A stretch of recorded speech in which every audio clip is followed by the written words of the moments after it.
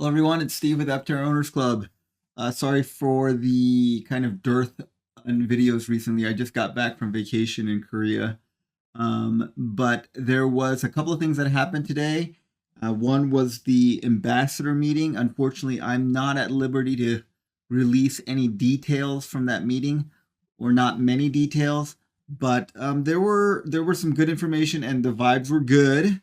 I think they kind of basically talked about their funding plan and what they've been doing with the PI builds. And I'll briefly talk about them, but I can't get into too much detail. But what we can talk about today is what's been happening on Steve Fambro's Twitter page.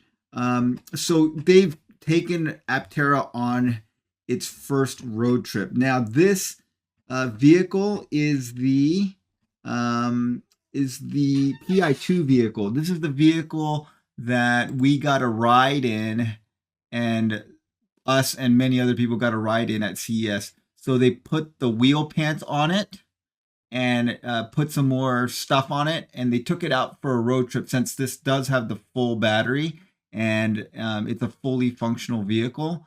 So they took it on a road trip, and if you look at this, you can see here still some snow in Flagstaff.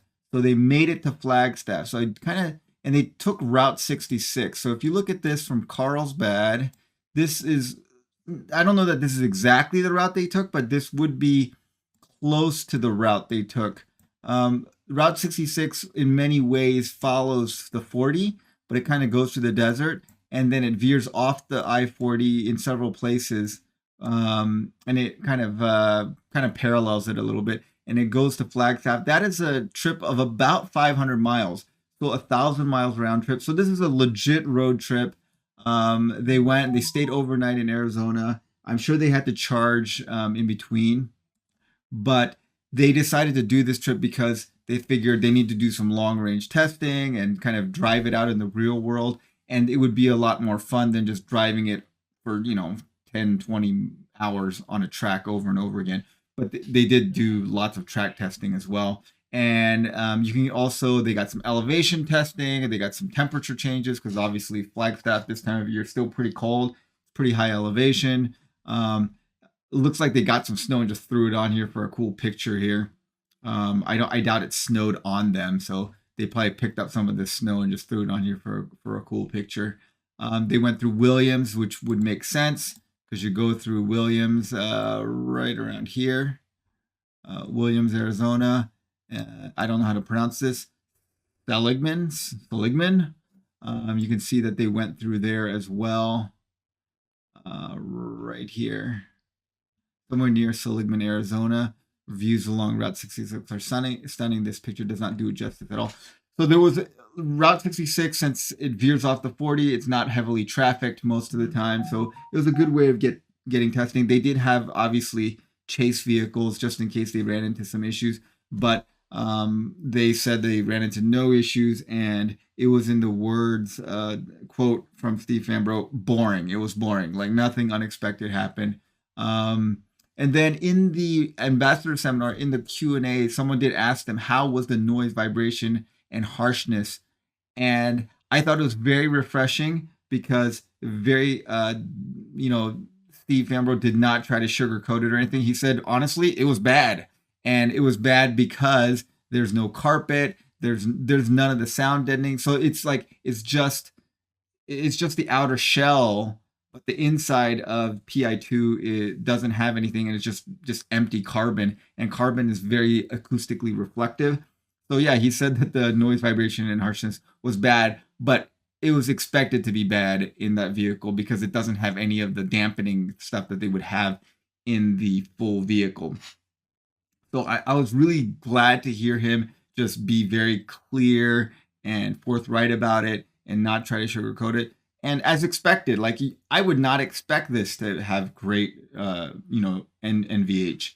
And that's kind of what we got when we did the ride along in here. The vibration and stuff. It was fine, but it didn't have any of the interior bits. So, but he said that the ride itself, like the suspension and stuff, that was great. And that's also kind of what all the people who took a ride in the PI vehicle around Vegas felt like. It rode very well. It was very planted, went around corners fine, accelerated fine, had no problems. They dealt with some potholes there, no problem with the potholes. Most of Route 66 looked great though, like this. So they didn't have to deal with too many of the potholes. Also very interesting is you can see that they got a maximum solar output of 240 watts, which is pretty good. 240, I mean, excuse me, 540 watts. I'm sorry, I misspoke. 540 watts. You can see it right here. 540 watts. And that's not even summer yet. So the maximum wattage you can get, peak wattage is going to be greater than 540 watts. Now, in order to achieve this, they had to put it in this configuration where you open the hatch and you point it towards, you angle this towards the sun. That will give you the maximum exposure. So when you do that solar maxing, then you will get 450 watts plus.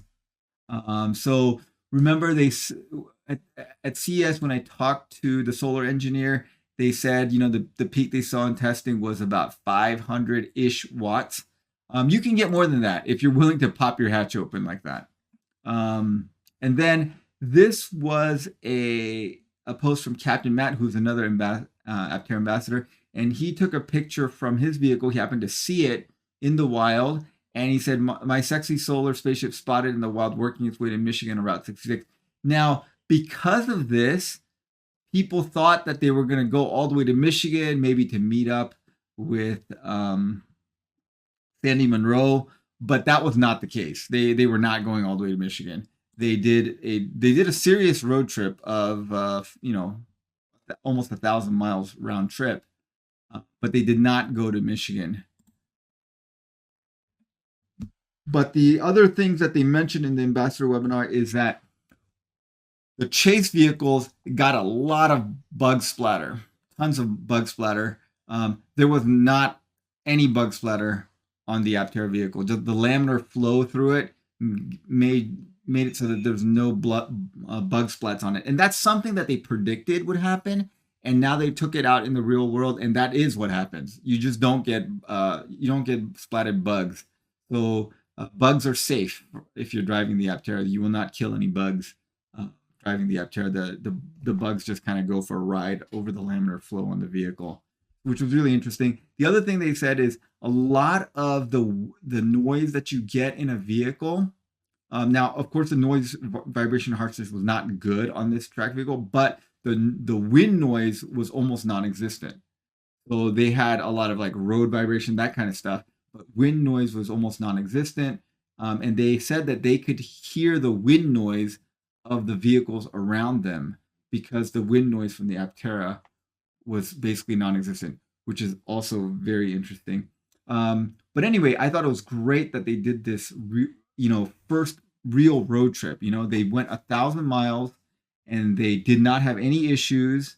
And they dealt with massive elevation changes and also with some pretty big temperature swings. You're going to get really sunny and pretty hot in the low desert through, even in the winter in California, through here near Joshua Tree National Park, it's going to get hot in the middle of the day. It's really hot. It's probably, hitting the 80s, and that's in the shade. So in the sun is probably 90 plus. And then, up in Flagstaff, you had snow. So they had pretty big temperature swings, and it handled that fine. Elevation changes fine, potholes fine, all different kinds of road conditions, no problem. And the plus of no bug splatter and basically no wind noise. So pretty awesome that they did this. We are gonna get one of the questions asked during the ambassador webinar was, when are we going to see some numbers from this? And because this is the PI2 vehicle, it's a little bit heavier because the chassis is cast instead of, it's not hollow in the middle. So it's a little heavier, and the aerodynamic optimizations are not fully done on it. So they don't want to fully release it as official numbers. But they said that next week when they release the monthly update, they are going to give us some numbers. So we are going to get to see some numbers on it, but we have to have a caveat on this that it's not the real numbers, and the real numbers they plan on doing with another PI vehicle which has not been built yet, which they are calling Gemini.